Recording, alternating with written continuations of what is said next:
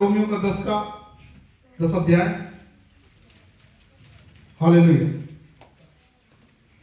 और 3 नंबर से पढ़ेंगे।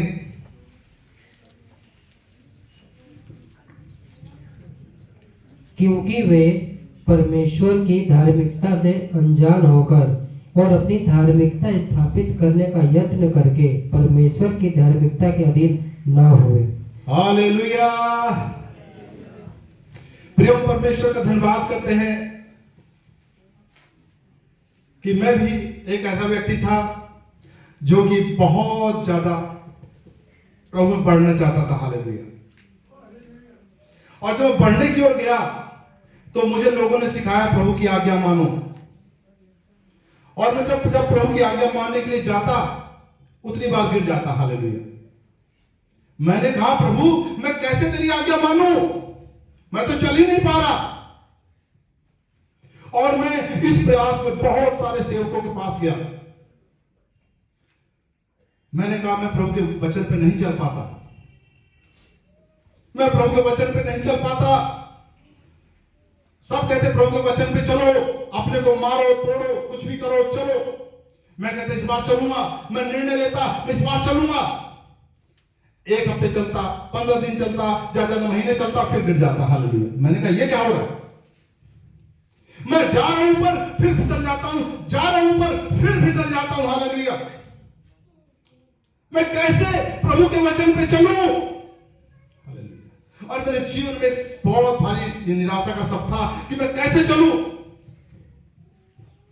मेरे प्रिय भाई बहनों, तब मैं एक प्रभु के सेवक से मिला। हालेलुया। वो सेवक थे प्रभु के महान सेवक अपोस्टल अंकित सजवान। हालेलुया। मैं परमेश्वर का लाख लाख धन्यवाद करता हूं, मैं अपोस्टल अंकित सजवान से मिला। हालेलुया। और मैं जब अंकित सजवान जी से मिला तो उनके अंदर का प्रेम देख करके मैं हैरान हो गया। हालेलुया। वरना प्रभु के सेवक तो हाथ मिलाने से भी डरते हैं, आपको पास खड़े होने से भी जो सोचते हैं कि दूर रहे। हालेलुया। और वो प्रभु का सेवक हमें गले से लगा रहा था। हालेलुया। मैंने कहा प्रभु तेरा धन्यवाद हो। हालेलुया। तो मैंने जो उनसे एक बात सीखी कि तुम व्यवस्था के कामों से धर्मी नहीं ठहर सकते। तुम कितनी बार प्रयास कर लो तुम गिर जाओगे। हालेलुया। और मैं गिर रहा था क्योंकि बहुत सालों से काम चल रहा था। हालेलुया। बहुत सालों से, मेरे हिसाब से 8-10 साल हो गए मैं प्रभु के वचन में चलने की कोशिश करता और गिर जाता, वचन में चलने की कोशिश करता और गिर जाता, वचन में चलने की कोशिश करता और गिर जाता। हालेलुया। फिर मुझे प्रभु के सेवक अपोस्टल अंकित सजवान जी के द्वारा पता चला कि प्रभु के अनुग्रह को मांगो। हालेलुया। हालेलुया। प्रभु के अनुग्रह को मांगो। और मेरी आंखें खुल गई एकदम से और मैंने फिर प्रभु के वचन पे चलना शुरू नहीं किया। हालेलुया। बल्कि मैंने कहा प्रभु तू मुझ पर अनुग्रह कर। हालेलुया। तू मुझ पर अनुग्रह कर कि मैं वचन में चल पाऊं। हालेलुया। और जब मैंने इस काम को करना शुरू किया प्रियो, तब उन पापों के ऊपर जयवंत जीवन जीने लगा। हालेलुया। हालेलुया। हालेलुया। अब कोई भी प्रलोभन जब आता है तो मैं कहता हूं कि प्रभु यीशु मसीह के अनुग्रह से मैं इस पाप के ऊपर जयवंत जीवन जी रहा हूं। हालेलुया। पहले मैं अपनी ताकत लगा रहा था, अपने आप को खूब मार रहा था, कूट रहा था, लेकिन नहीं हो रहा था। हालेलुया। लेकिन मैंने प्रभु के सेवक के उससे जाना कि अपनी ताकत मत लगाओ, मसीह के अधीन हो जाओ। हालेलुया। और मैंने अपने आप को मसीह के अधीन किया। मैंने कहा प्रभु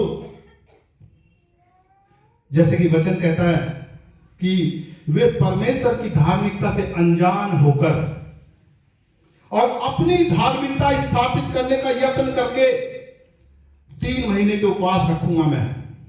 हालेलुया। 3 महीने के उपवास रखूंगा और ये वरदान लेकर रहूंगा। हालेलुया। लोग कर रहे हैं अपनी ताकत का इस्तेमाल। हालेलुया। और मैं 10 दिन को उपवास रखूंगा और मैं क्या करके इतना दान दूंगा तो प्रभु मेरी सुनेगा। हालेलुया। ध्यान से सुनो, मैंने प्रभु के सेवक के जरिए से जाना कि वो अपनी धार्मिकता स्थापित करने की कोशिश कर रहे हैं प्रियो। अगर तुम ही सब कुछ कर पाते तो प्रभु यीशु मसीह की जरूरत कहां थी?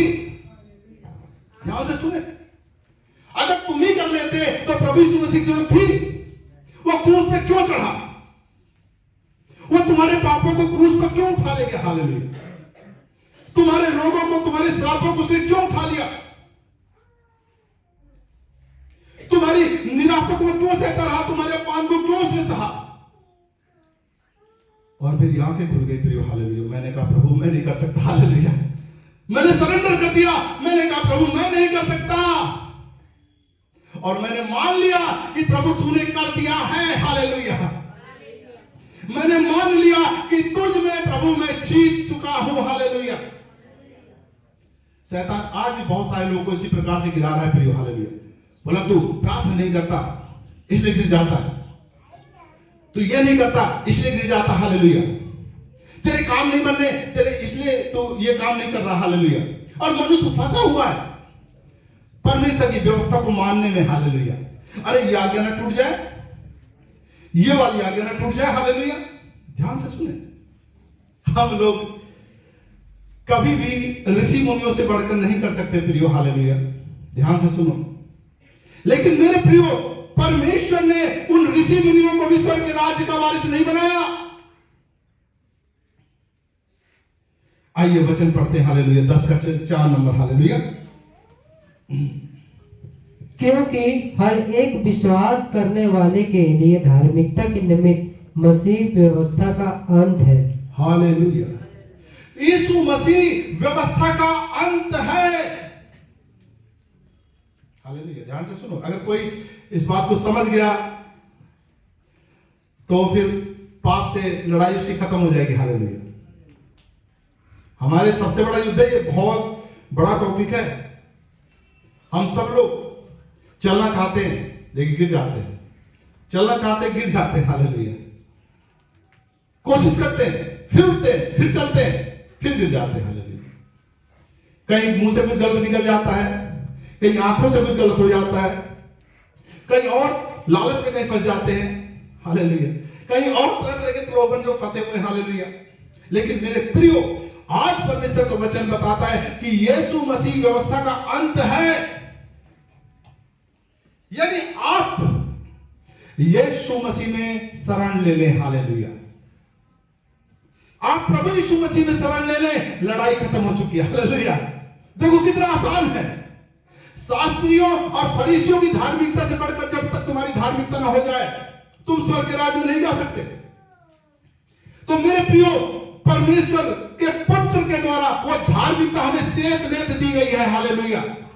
ध्यान से सुने, वो धार्मिकता सेत में परमेश्वर ने दी हुई, लेकिन वो कहां है? वो है यीशु मसीह में, हालेलुया। अगर आप यीशु मसीह के ऊपर विश्वास ले आते हैं तो आप सेत में धर्मी ठहराए जाते हैं, हालेलुया।